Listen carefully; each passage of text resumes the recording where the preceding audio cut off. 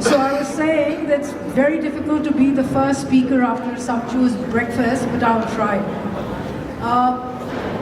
I've titled my talk this morning as "What kind of a state do we need?"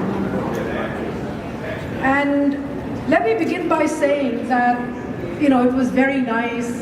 It is very nice to come to the biggest democracy in the world.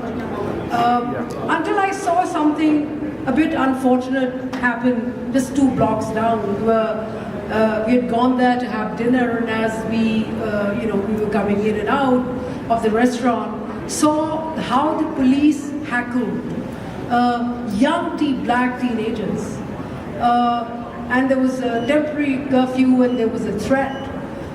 And I suddenly realized what was happening. I mean, it was like seeing, by last evening, I'd already spent 48 hours in the United States. And it suddenly came to my mind what is happening in university campuses around the United States. And one realized that what does democracy mean? And the more I thought about the evening, what I experienced last evening, I realized that this was the multilateral world order in its full force. So what I'm going to do, and therefore it's important, be it Pakistan or United States, it's important to think about the most important subject. What kind of a state do we want to see as citizens of different countries? Thank you. So I'm going to raise 3 points. One is look at the multilateral world order. Secondly, look at the most specifics that have emerged in the form of Indo-Pacific strategy of the United States, driven by the United States, but which is shaping relationship around the world. And lastly, what is the kind of new state structure that we want? Let me also start with a qualifier that I am a political scientist, I'm an analyst, I'm not a magician, and can't offer solutions. But I can offer ideas, and this is what I'm going to do in the next 10 minutes. So, as I was saying, that what I experienced last evening and what you probably see on an everyday basis, a police force, a security apparatus which wants to control voices, curb voices, control voices. It's part of a multilateral world order that emerged. But the story of that goes back to the 1990s, which is when the Cold War came to an end. I was growing up through that period, and I remember there was this brief moment of excitement during the 1990s. The Cold War had ended. The Soviet Union, which was the popular narrative about the Soviet Union was that it was an evil empire, had disintegrated. There was not going to be conflict. And again, that was a brief period when militaries around the world were being reduced in number, and there was excitement. There was, in fact, that was also a period when I briefly went to work in Germany at the Bonn International Center for Conversion, which primarily looked at reduction of military force. So, and the Berlin Wall had come down, so there was a lot of excitement.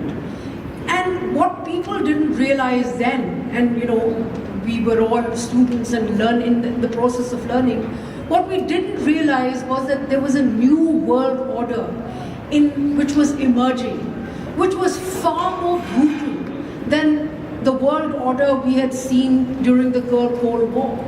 The bipolar world, in fact, had its kind of balancing effect as well. There were 2 powers which were competing, and ultimately it led to that ideological battle led to a lot of conflict. But at least that was the times of ideology, some ideology, which was about to disappear and get replaced by a different kind of ideology. And what we had after the end of the Cold War, up until now, and we're continuing to have it, is a world order which is driven by two factors: neoliberalism and neoconservatism. They go hand in hand. And the problem with this kind of a match is that it led to power of the corporations. Democracy itself got consumed everywhere by power of the capital, which is brutal. I mean, market looks at profits. Markets doesn't look at, distributive. It doesn't really distribute very well. It doesn't care about distribution of resources, about wealth. And the more powerful you were, it was corporations. I mean, if you look at the conflict today, which is spread out in the Middle East as well, and how it's being managed, you see the dark face of capitalism right there. Dark face of market forces. What matters is how much money that is made. What matters is how money controls our ethics, our politics. The other thing which would change with this neoliberalism, this mechanism of neoliberalism, was breaking down groups of people on the basis of identities. So, because there was gap in terms of ideology, where do you go? And I think this is where left also lost out. To a large extent, left around the world felt completely lost because they so much associated communism with the Soviet Union that they completely forgot. I mean, there was a hole in which everybody got sucked in. Where do you go? And so nationalism emerged. And let me tell you that theoretically, nationalism, we all feel a lot of pride in our nations, in our states, in our nationalism. But nationalism in itself is extremely ugly. It breaks you down. It breaks down your humanity to your territorial identity. My state, right or wrong, is the formula. Nothing else matters. And so what we saw in that period happen is nationalism in which your patriotism, your ideas, your humanity was judged on how true you were to the policy of the state, which was not then controlled by you and I. It was controlled everywhere by the ruling elite, which was then controlled by capital. So capitalism has emerged very powerful. And to sharpen up that nationalism, you had another thing emerging which I mentioned earlier, which was neoconservatism. And so our faces have changed. Our religious identities have become subsumed into our national identities, and we tend to define the other on the basis of of our faith as well. And so we saw changing faces of states. I mean, look at what happened next door. In South Asia itself, we saw the change which happened next door in India. I mean, I remember those times when my mother was a novelist, so I had the benefit when growing up to see a lot of writers come from India to Pakistan. And then the problem would always be that our eyes would always be to the floor. Because with Indians, how could you compete? They were secular and democratic. Our state was not in Pakistan. And yet we saw that right in front, India changed. India changed into, a very nationalistic, but also a very faith-based kind of a democracy. Now, I don't think that, the project is entirely complete, the battle is still going on, but the thing is that the identity has essentially changed. And India alone is not the only one. We've seen it happen in Myanmar, we've seen it happen in Sri Lanka. The myths that we all used to talk about was that Buddhism is a religion of peace, it's all about peace. And then we saw Buddhism take a very militaristic shape. The problem is not any religion, the problem is when religion gets married to politics of the state. It becomes brutal, it becomes repressive. And that is what has been happening around the world. Of course, there is a different story also happening in Latin America and South America, where they're trying to push back to forces of capitalism. That's another story, which, another time for that. And in all of that, this identity-centric politics is what multilateral world order is about. And they're emerging power centers. So it's capitalism, it's military all around, it's power to compete, and the formula that is that in order to make more money, in order to earn profits, you have to have a strong military.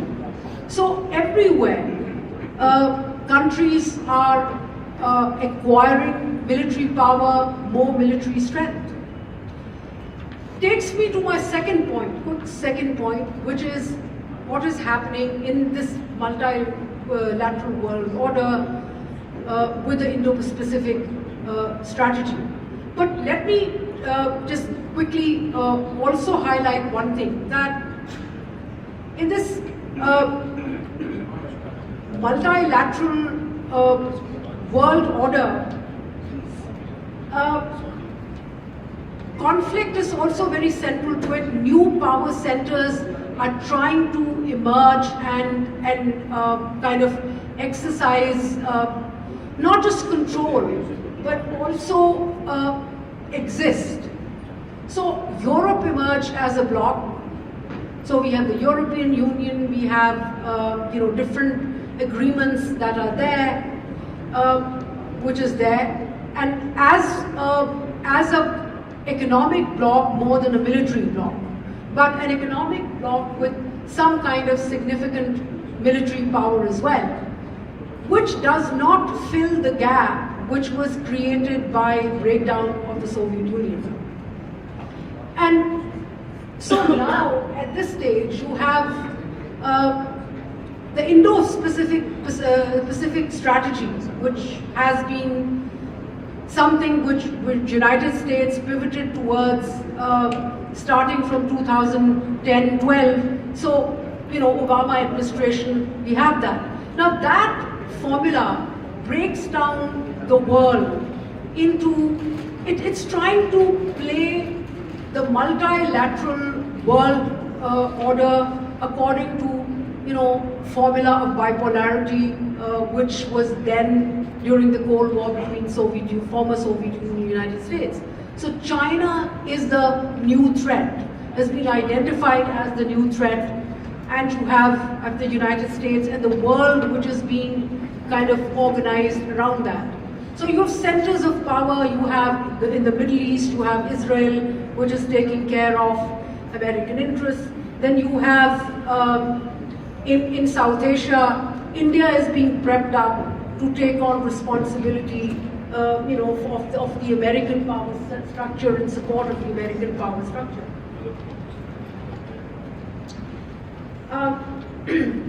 And what is underlying this new strategy is a lot of conflict. Now, one thing which I would like to And there's going to be more limited wars. I mean, I don't see huge wars. I don't see a third world war happening. But they're bound to be in this multilateral world order. There's bound to be more conflict. There's going to be more conflict in the societies. People are going to be, people are going to be dispossessed. There is, there's a problematic distribution of resources, and it's not something which, a kind of system that we look forward to. Now, before I turn to my last point, what kind of a state structure we want. Because in this world order, as I said, there's going to be conflict.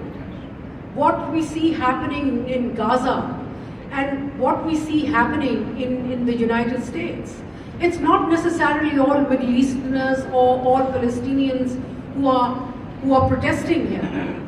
I think what they are protesting, it's not just the students who have come out to protest. They're not just protesting what's happening in Palestine, the genocide there, the brutal killing of people.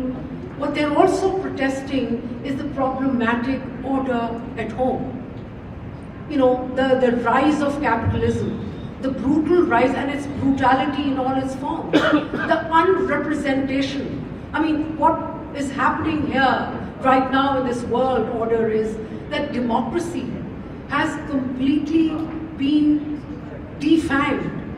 It is majoritarianism everywhere, more than democracy. I mean, democracy is far deeper, it's far sharper, and we are missing it everywhere. Be it United States, be it Europe, be it everywhere else in the world. Of course, there may be variations.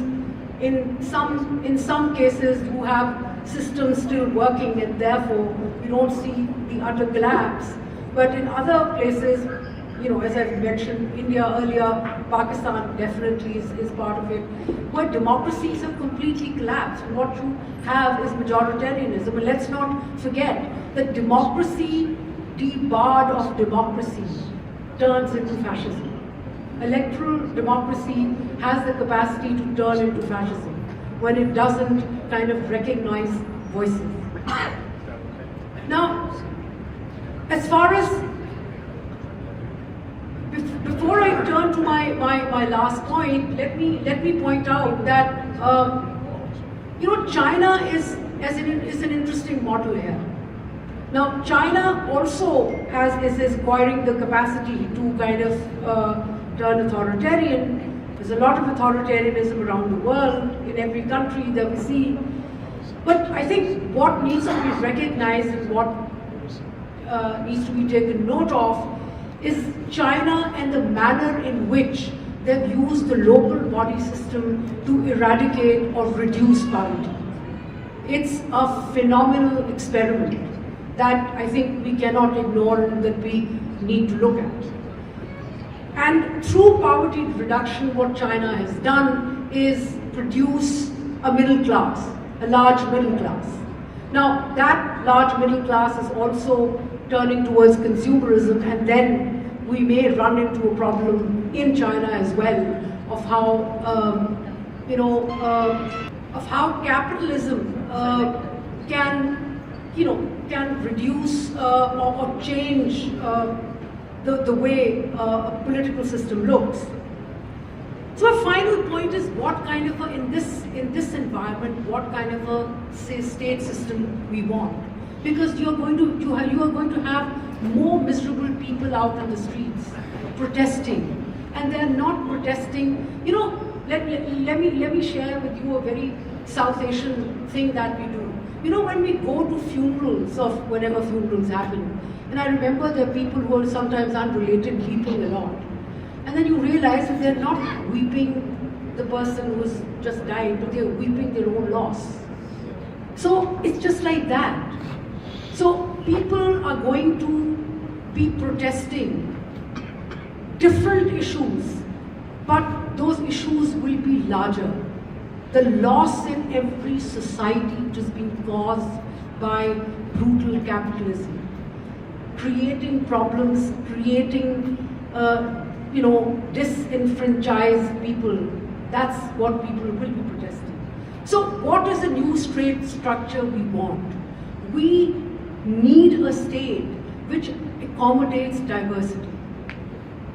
And I think it is very important, which can do distribution of wealth, and which doesn't have concentration of capital, but more importantly, all kinds of cultural diversity, be it religion, be it ethnicity, be it gender, on all levels. You have to give recognition, you have to give voice to voices. And I'll finish with just one incident. So many years ago, this is soon after the Berlin Wall fell, I was traveling from Munich to Frankfurt, and I bumped into this old Romanian baron.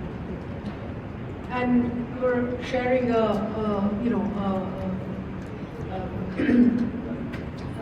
coupe in a train, and I asked him, I said, and this is somebody who was living then in West Germany, but doing a lot of business with Eastern Europe as well.